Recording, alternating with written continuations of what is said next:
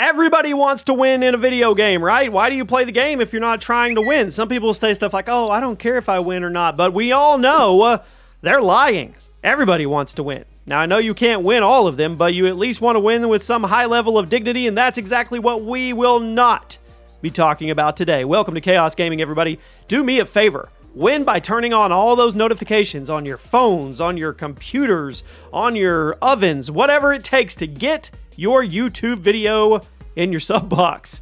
Welcome. Today, we're going to be going out some of the dumbest ways to lose in a video game. These are those ways that you just shake your head and you keep coming back for more. You let me know in the comments which of these you're guilty of. Drop a like. Here we go. This month's giveaway is for your choice of a PS5 or an Xbox Series X. All you have to do to enter is drop a like, make sure you're subscribed, and leave a comment with your Twitter handle so we can get hold of you telling me which one you want. The winner is picked at the end of the month. Good luck. The controller disconnect.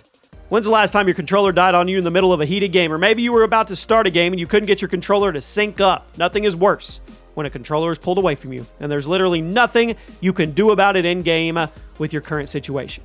Your character is in peril. You have to save them. Or maybe it's a multiplayer game and you're right on the verge of victory when all of a sudden that please reconnect your controller pops up, and by the time you get everything working again, guess what?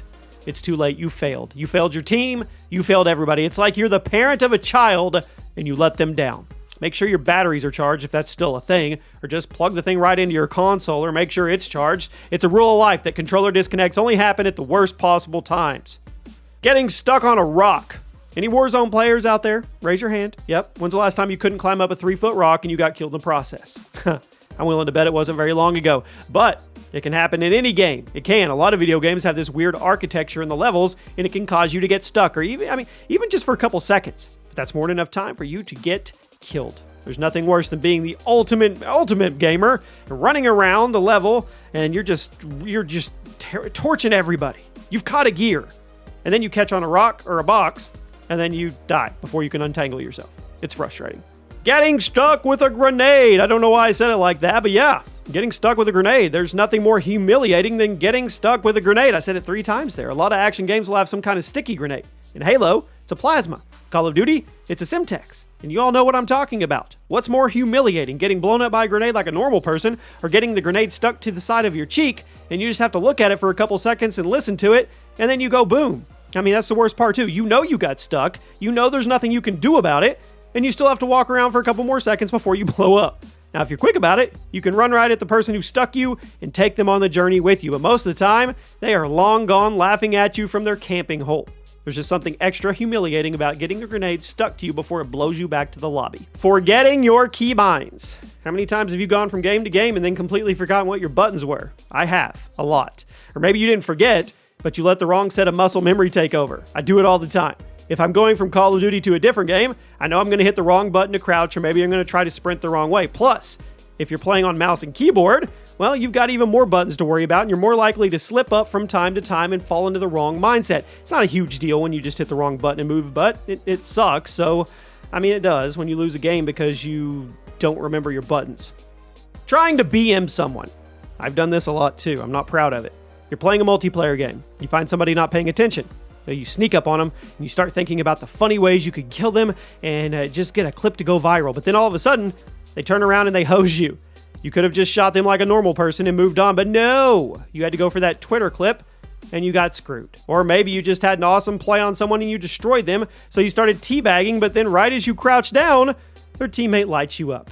Again, you could have just moved on, stayed alive, but no, you had to try to rub it in, and you ended up getting instant karma. It's fun to get a little BM there, or in, every once in a while, but you feel stupid if it backfires. Lag. Screw lag, seriously. It's crazy to me that no matter how much money the gaming industry makes and how big these companies get, we can't get rid of lag. Lag comes in many forms. Rubber banding, stuttering, ghost bullets, it doesn't matter. It doesn't matter what kind of lag it is, it sucks, and it will never cease to drive you insane. Now, because when you die to another player, you can at least take solace in the fact that they outplayed you, but when you die to lag, you know that you were actually better than the person that killed you. They didn't earn that win. You didn't deserve to lose. You just got lagged. Your own grenade. Maybe you threw it on accident. Maybe it took an unlucky bounce. Maybe you forgot where you put a landmine. Maybe somebody shot it in midair. Whatever the reason is, dying to your own gear makes you feel like a complete idiot. It seems like every game with explosives has splash damage, and it really depends on the game whether or not this is a problem. In games like Quake or Overwatch, you're not afraid of your own explosives because you can use them to shoot yourself into new heights. But in something like COD or Halo, you better throw those grenades as far away from you as possible because there's a good chance they can bite you in the butt if you don't. How many times have you gotten screwed by a bad plasma grenade throwing Halo? How many times have you accidentally killed yourself with C4 and COD? We'll never admit the true number. I know, circle of trust here, but we know it's a big number. Mine is. Looking away from the screen. How many times you've been playing a game and you hear a noise in your house, so you look away from the screen for just an instant and you die? COD timing, right? Maybe your dog walks up to you, so you look down and you pet him, and then you die. Maybe you see something in the window behind the TV, so you look at it, and then you die. Now, I know we're not zombies who just stare at the screen forever, but it definitely makes you feel kind of stupid when you look away for a split second that ends up being the death of you in your game. Then, when you're trying to explain what happened to your dog, they just look at you confused. It wasn't their fault. You can't blame it on the doggo. Checking your phone. Now, this has happened to everybody, myself included. You're playing a game, and you find there to be a little bit of downtime. Maybe in a battle royale or something you're playing. I don't know. You're hiding. You're camping. You check your phone. Then before you can put your phone down and you pick your controller back up, you get sniped. Or maybe you have your phone next to you and you see the screen light up, so you glance down at it, and we revert back to looking away. And guess who texts you? You die. Boom. If the game is important, leave your phone out of it. Just turn the screen over, maybe put it on airplane mode, and wait until in between matches. You never know when you're going to blow a great game just because you wanted to check Twitter for a second so many times. And finally, at number 1 today, the build-up is here. Letting someone win. Never let someone win. I don't care if it's your girlfriend, your boyfriend, your little brother, your cousin, your wife, your husband, or anybody. You never, ever, ever let anybody win. You just don't. You win. At all costs, no matter what. We've all had those fighting games where you feel sorry for somebody and then you decide to let them kick your butt back and forth, and then they talk crap like they actually beat you out of skill. Just don't let it happen. Never, ever, ever let anybody win. If you get them down, you take them out. And there you have it.